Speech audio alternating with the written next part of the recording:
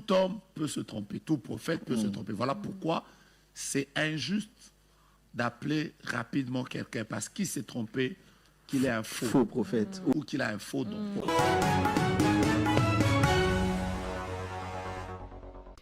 Justement, prophète, quelle est la bonne attitude lorsque on a donné une prophétie qu'on croyait avoir reçue de Dieu, on avait même senti l'onction, mais au final, eh ben, c'était pas ça. Voilà. Déjà, je commence par dire que on peut être un vrai prophète et se tromper. Cela s'est passé avec Samuel. Il s'est trompé sur le choix de celui qui devait être le roi. Et pas une seule fois. Il s'est trompé sur plusieurs personnes jusqu'à ce que Dieu lui fasse comprendre que moi, je ne me fie pas à l'apparence. Donc, on peut se tromper. Pourquoi on peut se tromper? Parce que la Bible déclare que nous connaissons en partie. Alors, il est important de comprendre qu'on peut être vrai et se tromper. Parmi les choses qui peuvent faire que tu te trompes, c'est sur le temps. Le temps. Quelqu'un peut avoir reçu un vrai message et le donner au mauvais moment.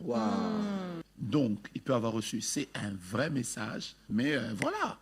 Dès qu'il le donne, ce n'était pas au bon moment qu'il fallait le donner. Et les gens qui l'entendent pensent que c'est faux. Quelqu'un peut avoir donné un bon message, mais teinté de ses émotions, de ses sentiments et tout ça. Et donc, tout homme peut se tromper, tout prophète peut se tromper. Voilà pourquoi c'est injuste d'appeler rapidement quelqu'un parce qu'il s'est trompé, qu'il est un faux prophète ou qu'il a un faux don. Et donc, quelle attitude? Il faut revenir auprès de Dieu, lui faire comprendre, dire à Dieu que qu'est-ce que je dois apprendre sur ça? Comment je peux faire?